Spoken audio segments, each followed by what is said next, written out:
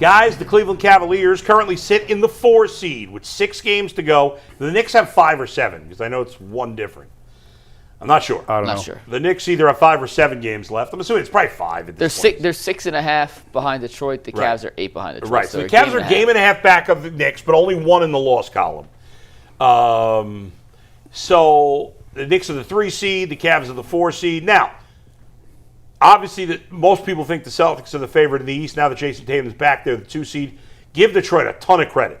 They have continued to play very well without their best player, which is remarkable. And JB is a unanimous coach of the year, is he not? Is there any other candidate? I mean, he would be my vote. San Antonio's guy. I think what JB's done. Yeah, I might win 60 games. He's throwing out other candidates. Okay. Other guys are going to get votes. Yeah. But guys, is it absolutely imperative, you think, that the Cavs finish as the 4 seed and not the 3 to avoid Boston in the second round?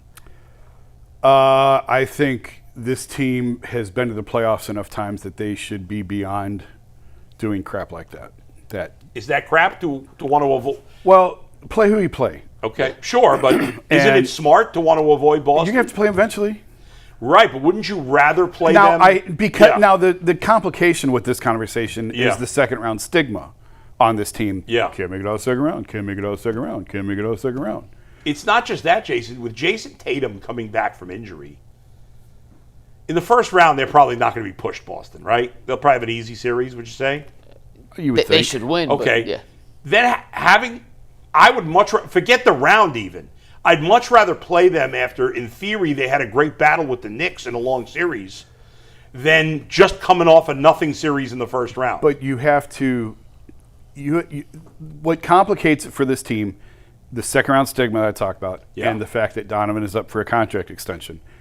If this team goes out in the second round again or earlier, that's bad. That's really, really, really bad. So from that standpoint, I get it. But everyone's acting like Detroit's a pushover.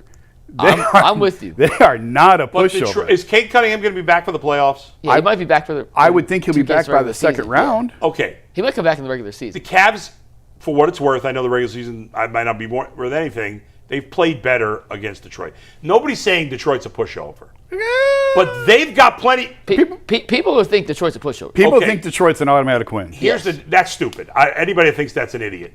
The Cavs haven't earned that against anybody, but neither have the Pistons. For sure. The Celtics are a tougher test than the Pistons. There's no doubt about it. Yes, absolutely. I think two things can be true at the exact same time. Yeah. In a perfect world, you'd want to avoid Boston to the Eastern Conference Finals.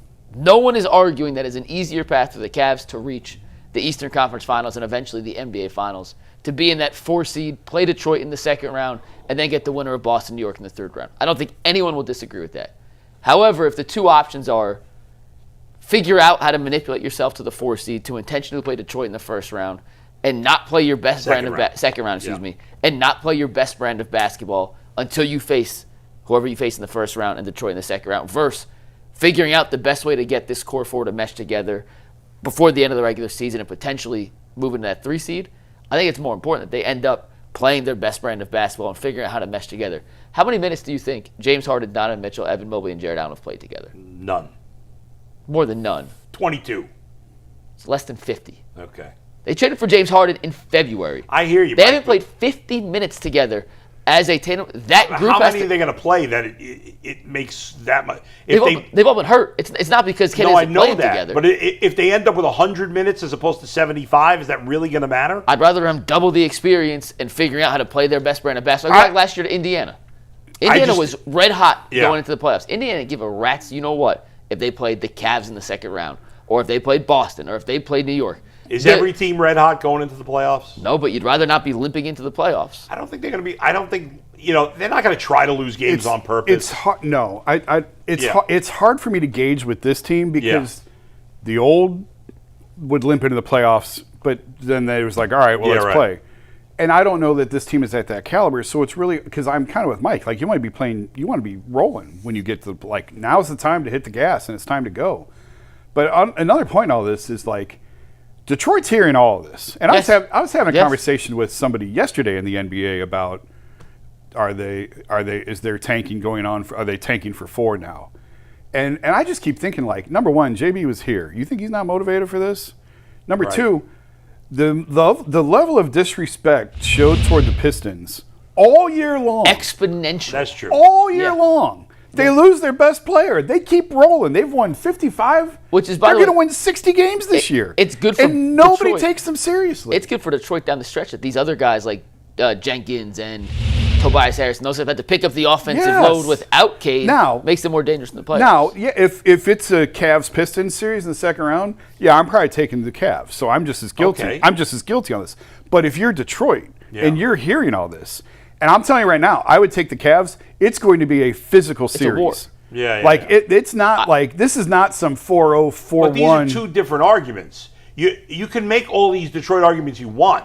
The Celtics are still a more daunting opponent. That's why I said both are true. But at the same I don't time. think that it's.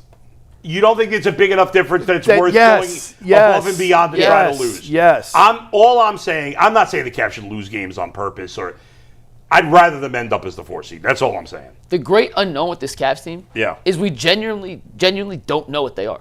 Like, we have not seen a big enough sample size with everyone healthy to think that, we have an X amount of runway to lean back on and say when they're at this last year point. we thought we knew what they were, and then they weren't. And injuries derailed it and all that. And my point is, we at least knew at the Cavs' best last year the kind of team they could be.